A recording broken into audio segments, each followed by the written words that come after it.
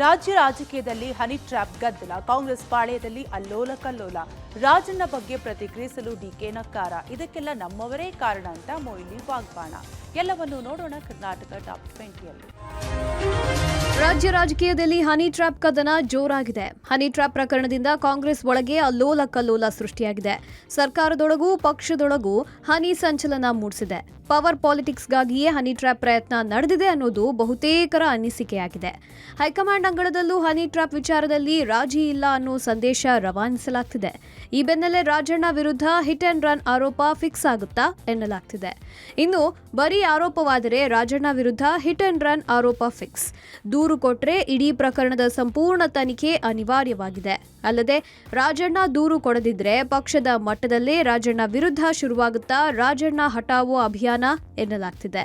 ರಾಜಣ್ಣ ದೂರು ಕೊಡದಿದ್ರೆ ಪಕ್ಷದಲ್ಲಿ ರಾಜಣ್ಣ ವಿರುದ್ಧ ಬೇರೆಯದೇ ಬೆಳವಣಿಗೆ ಆಗಬಹುದು. ರಾಜಣ್ಣ ದೂರು ಕೊಡದಿದ್ರೆ ಪಕ್ಷದ ಮಟ್ಟದಲ್ಲೇ ರಾಜಣ್ಣ ಹಠಾವೋ ಅಭಿಯಾನ ಶುರುವಾಗುವ ಸಾಧ್ಯತೆ ಇದೆ ಎನ್ನಲಾಗ್ತಿದೆ. ಎಲ್ಲನೂ ಕೂಡ ವಿಧಾನಸಭೆನಲ್ಲೇ ಸ್ಪಷ್ಟ ಮಾಡಿದ್ದೀನಿ. ಮತ್ತೆ ಅದ ಹೊರತುಪಡಿಸಿ ಮತ್ತೇನು ಹೇಳುವಂಥದ್ದೇನಿಲ್ಲ.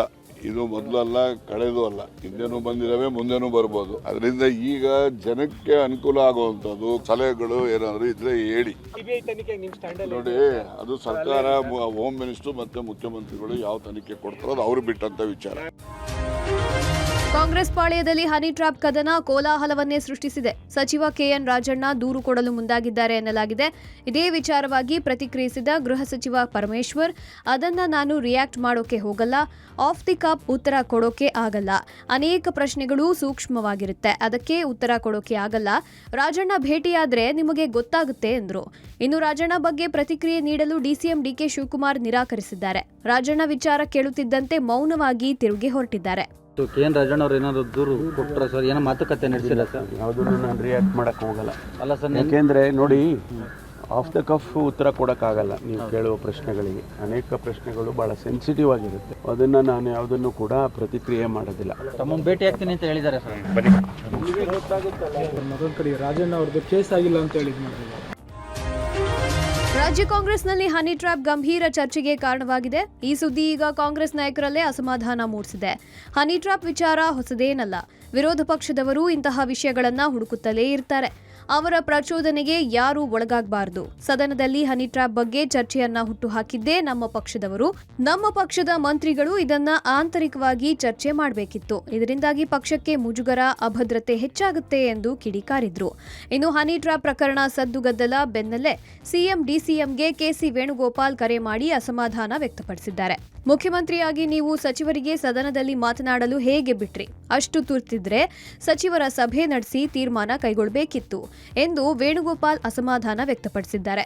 ರಾಜಣ್ಣ ನಡೆಯಿಂದ ಪಕ್ಷ ಹಾಗೂ ಸರ್ಕಾರ ಎರಡಕ್ಕೂ ಡ್ಯಾಮೇಜ್. ಪಕ್ಷದ ಅಧ್ಯಕ್ಷರಾಗಿ ನೀವೇನು ಮಾಡಿದ್ರಿ ಎಂದು ಡಿಕೆಶಿ ಬಳಿಯೂ ಅಸಮಾಧಾನ ಹೊರಹಾಕಿದ್ದಾರೆ.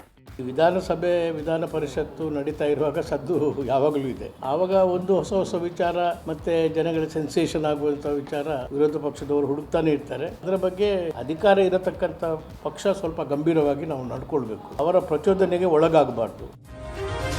ರಾಜ್ಯ ರಾಜಕೀಯದಲ್ಲಿ ಸಿಎಂ ಪಟ್ಟಕ್ಕಾಗಿ ಹನಿ ಟ್ರ್ಯಾಪ್ ಮಾಡಲಾಗ್ತಾ ಇದೆ ಎಂಬ ಸುದ್ದಿ ಸಂಚಲನ ಮೂಡಿಸಿದೆ. ಈ ಬೆನ್ನಲ್ಲೇ ಸಿಎಂ ಆಪ್ತ ಸಚಿವ ಮಹದೇವಪ್ಪ ಬಾಂಬ್ ಸಿಡಿಸಿದ್ದಾರೆ. ಸಿಎಂ ರಾಜಕೀಯ ಆರೋಗ್ಯ ಬಹಳ ಚೆನ್ನಾಗಿದೆ.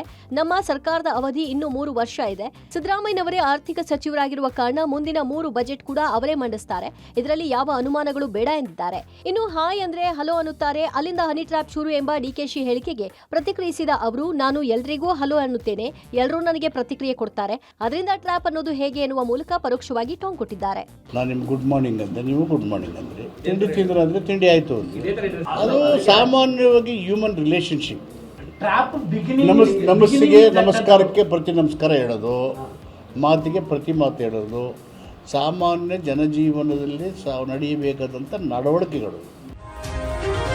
ಶಾಲಾ ಮೈದಾನದಲ್ಲಿ ಆಟ ಆಡಲು ಬಿಡದಿದ್ದಕ್ಕೆ ಶಾಲಾ ಕೊಠಡಿಗೆ ಕಿಡಿಗೇಡಿಗಳು ಬೆಂಕಿ ಇಟ್ಟ ಘಟನೆ ಹಾಸನದ ನೀಚನಹಳ್ಳಿ ಗ್ರಾಮದಲ್ಲಿ ನಡೆದಿದೆ. ಗ್ರಾಮದಲ್ಲಿರುವ ಸರ್ಕಾರಿ ಕಿರಿಯ ಪ್ರಾಥಮಿಕ ಶಾಲೆಯ ಆವರಣವನ್ನ ಸ್ವಚ್ಛವಾಗಿಡಲು ಸುತ್ತಲೂ ತಂತಿ ಬೇಲಿ ಹಾಕಲಾಗಿದೆ. ಆಡಳಿತ ಮಂಡಳಿ ಹಾಗೂ ಎಸ್ಡಿಎಂಸಿ ಸದಸ್ಯರು ಕೆಲಸಕ್ಕೆ ಸಿಟ್ಟಿಗೆದ್ದ ಪುಂಡರ ಗುಂಪೊಂದು ಶಾಲಾ ಕೊಠಡಿಗೆ ಬೆಂಕಿ ಹಚ್ಚಿ ಅಟ್ಟಹಾಸ ಮೆರೆದಿದ್ದಾರೆ. ಇದರಿಂದ ಶಾಲೆಯಲ್ಲಿದ್ದ ವಸ್ತುಗಳು ಬೆಂಕಿಗಾಹುತಿಯಾಗಿವೆ. ಪುಂಡರ ಭಯದಿಂದ ಪೊಲೀಸರಿಗೆ ದೂರು ನೀಡಲು ಶಾಲಾ ಆಡಳಿತ ಮಂಡಳಿ ಹಿಂದೇಟು ಹಾಕಿದೆ. ಇತ್ತ ಬೆಂಗಳೂರಿನ ಫರ್ನಿಚರ್ ಗೋಡೌನ್ಗೆ ಬೆಂಕಿ ಬಿದ್ದಿದೆ. ಮಲ್ಲೇಶ್ವರ ದತ್ತಾತ್ರೇಯ ಟೆಂಪಲ್ ರಸ್ತೆಯಲ್ಲಿ ಗೋಡೌನ್ ಸುಟ್ಟು ಕರಕಲಾಗಿದೆ. ಶಾರ್ಟ್ ಸರ್ಕ್ಯೂಟ್ನಿಂದ ಅಗ್ನಿ ಅವಘಡ ಸಂಭವಿಸಿರುವ ಶಂಕೆ ವ್ಯಕ್ತವಾಗಿದೆ. ಅದೃಷ್ಟವಶಾತ್ ಯಾವುದೇ ಪ್ರಾಣಹಾನಿ ಸಂಭವಿಸಿಲ್ಲ. ಅತ್ತ ಬೆಳಗಾವಿ ಜಿಲ್ಲೆಯ ನಿಪ್ಪಾಣಿ ಪಟ್ಟಣದ ಹೊರವಲಯದಲ್ಲಿರುವ ಹಾಲಸಿದ್ದನಾಥ ಸಹಕಾರಿ ಸಕ್ಕರೆ ಕಾರ್ಖಾನೆಯಲ್ಲಿ ಅಗ್ನಿ ಅವಘಡ ಸಂಭವಿಸಿದೆ. ಬಾಯ್ಲರ್ನಲ್ಲಿ ಕಾಣಿಸಿಕೊಂಡ ಆಕಸ್ಮಿಕ ಬೆಂಕಿ ಕ್ಷಣಾರ್ಧದಲ್ಲಿ ಕಾರ್ಖಾನೆಗೆ ವ್ಯಾಪಕವಾಗಿ ಹರಡಿದೆ. ಬೆಂಕಿಯಿಂದ 24 ಟನ್ ಸಾಮರ್ಥ್ಯದ ಬಾಯ್ಲರ್ ಹೊತ್ತಿ ಉರಿದಿದೆ. ಕೊಡಗು ಜಿಲ್ಲೆಯಲ್ಲಿ ಕಾಡಾನೆಗಳ ಉಪಟಳ ಮಿತಿ ಮೀರಿದೆ. ವಿರಾಜಪೇಟೆ ತಾಲೂಕಿನ ಬಾಡಗ ಬಾಣಂಗಲ ಗ್ರಾಮದ ವ್ಯಾಪ್ತಿಯಲ್ಲಿ ಕಾಡಾನೆಗಳ ಹಿಂಡು ಬೀಡು ಬಿಟ್ಟು ದಾಂಧಲೆ ನಡೆಸುತ್ತಿವೆ. ಕಾಫಿ ತೋಟದಲ್ಲಿ ಮರಿಯಾನೆಗಳು ಸೇರಿದಂತೆ 38ಕ್ಕೂ ಅಧಿಕ ಕಾಡಾನೆಗಳು ಬೀಡು ಬಿಟ್ಟಿವೆ. ಕಾಡಾನೆಗಳು ಹಾಡು ಹಗಲೇ ಸುತ್ತಾಡ್ತಿರುವುದರಿಂದ ಗ್ರಾಮಸ್ಥರು ಭಯಭೀತರಾಗಿದ್ದಾರೆ.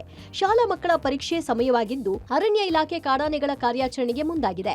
ಇತ್ತ ಉತ್ತರ ಕನ್ನಡದ ಕೇಗದಾಳದಲ್ಲಿ ಗೋಡಂಬಿ ಬೆಳೆಗಳನ್ನ ತಿನ್ನಲು ಬರ್ತಾ ಇದ್ದ ಮಂಗಗಳನ್ನ ಓಡಿಸಲು ಹೋಗಿದ್ದ ರೈತನ ಮೇಲೆ 2 ಕರಡಿಗಳು ದಾಳಿ ನಡೆಸಿವೆ.